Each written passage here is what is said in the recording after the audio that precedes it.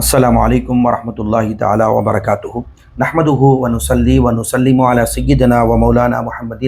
رسولہ النبی الامین المکین الحنین الکریم الرؤوف الرحیم وعلی آلہ الطیبین الطاہرین وصحبہ الکرام المتقین المخلصین وجمیع الاولیاء والصالحین وعلینا معہم اجمعین اما بعد۔ معزز ناظرین سامعین محترم، آج میں جس موضوع پر گفتگو کر رہا ہوں وہ موضوع ہے حضرت سلیمان علیہ السلام اور سمجھدار چونٹی کا ایک واقعہ جو اللہ رب العالمین نے قرآن مجید میں بیان کیا۔ آئیے میں اس واقعے کو آپ کے سامنے رکھوں۔ بڑا مختصر سا واقعہ ہے اور اس واقعے کے بعد جو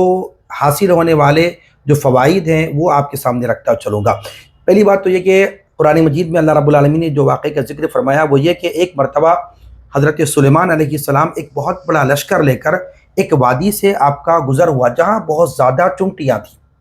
وہ جو وادی نمل یعنی بہت زیادہ چونٹیاں تھیں، تو لشکر کو دیکھ کر، وہ لشکر ابھی آ رہا تھا، تو اس لشکر کو دیکھ کر چونٹیوں کی جو ملکہ تھی اس نے تمام چونٹیوں سے کہا کہ اے چونٹیوں، تم سب اپنی گھر میں چلی جاؤ، کہیں حضرت سلیمان علیہ السلام اور ان کا لشکر تمہیں بے خبری میں کچل نہ دے۔ یعنی چونٹیوں کی جو ملکہ تھی وہ اپنے ساتھیوں سے کہنے لگی کہ جلدی جلدی اپنے گھروں میں داخل ہو جاؤ، کہیں ایسا نہ ہو کہ سلیمان علیہ السلام کا ایک عظیم لشکر آ رہا ہے، یہاں سے ان کا گزر ہونے والا ہے، کہیں ایسا نہ ہو کہ بے خبری میں یہ لشکر تمہیں کچل نہ دے، تو لہذا جلدی جلدی اپنے گھروں میں داخل ہو جاؤ۔ تو سمجھدار چونٹی کی یہ بات حضرت سلیمان علیہ السلام نے 3 میل سے دور سے ہی آپ نے سن لیا۔ ابھی قریب نہیں آئے تھے، چونٹی کے قریب میں تھے، ابھی چونٹی سے سلیمان علیہ السلام کا وہ لشکر ابھی 3 میل دور تھا۔ سلیمان علیہ السلام نے 3 میل دور سے ہی اس چونٹی کی گفتگو کو سن لیا اور مسکرا کر،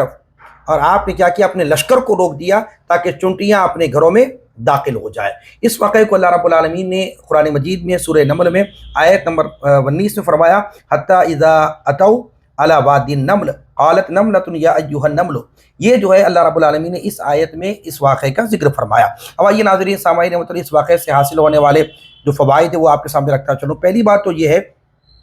3 میل دور سے چونٹی کی اتنی ہلکی آواز کو سن لینا اللہ تعالیٰ کے نبی حضرت سلیمان علیہ السلام کا یہ معجزہ ہے، اور اللہ تعالیٰ کے حکم سے اللہ تعالیٰ کے انبیاء و اولیاء سننے اور دیکھنے کی جو ان کی طاقت ہوتی ہے وہ عام لوگوں کی سننے اور دیکھنے کی طاقت سے بہت زیادہ ہوا کرتی ہے۔ آپ غور کیجئے، حضرت سلیمان علیہ السلام کی سننے کی قوت اتنی ہے، دیکھنے کی طاقت اتنی ہے، تو پھر تمام نبیوں کے سردار سب سے افضل ہمارے پیارے آقا حضرت محمد رسول اللہ صلی اللہ تعالیٰ علیہ وآلہ وسلم کی سننے اور دیکھنے کی طاقت کا کیا عالم ہوگا۔ دوسری بات یہ پتہ چلا کہ ایک چونٹی بھی جانتی ہے کہ اللہ کا نبی کسی پر ظلم و زیادتی نہیں کرتے، اس لیے اس نے دوسری چونٹیوں سے کہا کہ اپنے گھروں میں چلی جاؤ، ورنہ بے خبری میں سلیمان علیہ السلام کا لشکر تمہیں کچل نہ دے، کیونکہ جان بوجھ کر تو وہ ایسا ہرگز نہیں کریں گے۔ لہذا ہمیں بھی بے زبان جانوروں پر رحم کرنا چاہیے۔ تیسری بات یہ معلوم ہے کہ چونٹیوں اور اس جیسے دوسرے نقصان نہ دینے والے کیڑوں کو بلا وجہ مارنا اور ان پر ظلم نہیں کرنا چاہیے۔ تو ناظرین سامعین محترم، یہ باتیں ہمیشہ ہمیں یاد رکھنا چاہیے۔ جو جانور تکلیف نہیں پہنچاتے انہیں مارنا نہیں چاہیے۔ گلی کوچوں میں بیٹھے خاموش کتے ہو یا گھومتی پھرتی بلیوں کو بلا وجہ پتھر نہ ماریے، نہ ہی ان کے گلے میں رسی ڈال کر انہیں ادھر ادھر نہ کھینچیے، یہ بیچاروں پر ظلم نہ کیجیے۔ یوں ہی خاموخواہ چونٹیوں کو نہ ماریے۔ جن جانوروں سے تکلیف پہنچنے کا خطرہ ہے ان سے دور رہیے۔ چھپکلی، گرگٹ وغیرہ کو مار سکتے ہیں، اور جو نقصان پہنچانے والے ہیں، جان لیوا جو جانور ہیں، جو حشرات ہیں جیسے کہ سانپ ہے، بچھو ہے، ان کو جو ہے مارنے کا ہمیں اجازت دی گئی ہے، کیونکہ ان سے ہمیں نقصان پہنچتا ہے، تو لہٰذا ان کو مارنے کی بھی اجازت شریعت میں دی گئی ہے۔ آئیے ناظرین سامعین محترم، اسی طرح ایک اور حدیث میں آپ کے سامنے رکھتا چلوں گا۔ سابقہ انبیاء میں سے، بنی اسرائیل میں سے ایک نبی تھے جو اپنے ساز و سامان کے ساتھ ایک درخت کے سائے پہ انہوں نے کچھ دیر کے لیے آرام کے لیے لیٹے، تو ایک چونٹی نے جو ہے انہیں کاٹ لیا تھا۔ تو انہوں نے کیا کیا، وہ اٹھ کر اپنے سامان کو ہٹا کر وہ پوری چونٹیوں کو انہوں نے آگ لگا کر اس کو جلا کر راکھ کر دیا۔ تو اللہ تبارک و تعالیٰ نے ان پر وحی کی، فرمایا کہ تمہیں ایک چونٹی نے کاٹا تھا، لیکن تم نے جو ہے ایک ایسی خلقت کو، ایک ایسی مخلوق کو جلا کے راکھ کر دیا جو اللہ کی تسبیح، یعنی جو اللہ رب العالمین کی تسبیح بیان کرتی ہے، تو انہیں جو ہے حکم دیا گیا کہ آپ کو کس نے کہا کہ ان چونٹیوں کو جلا دیا؟ آپ کو ایک چونٹی نے کاٹا تھا، آپ ایک چونٹی کو مار دیتے، لیکن اس کے علاوہ تم نے پوری چونٹیوں کو جو ہے جلا کے راکھ کر دیا، جبکہ چونٹیاں اللہ رب العالمین کی تسبیح کو بیان کرنے والی مخلوق ہے۔ صحیح البخاری کے اندر بخاری نے استدلال کیا کہ بوقت ضرورت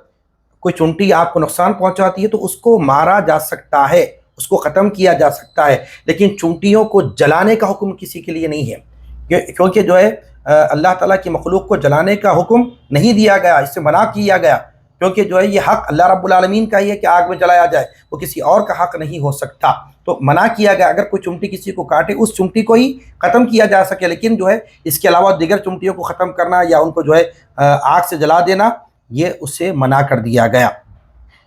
امام بخاری نے استدلال کیا کہ بوقت ضرورت چمٹی کو مار سکتے ہیں، یہ عذاب آگ سے نہیں ہونا چاہیے، کیونکہ اللہ تعالیٰ کی مخلوق کو آگ سے عذاب دینے کی حدیث میں کیا ہے؟ ممانعت آئی ہے۔ یاد رہیے کہ بلا وجہ چمٹی کو مارنا بھی منع ہے، بلا وجہ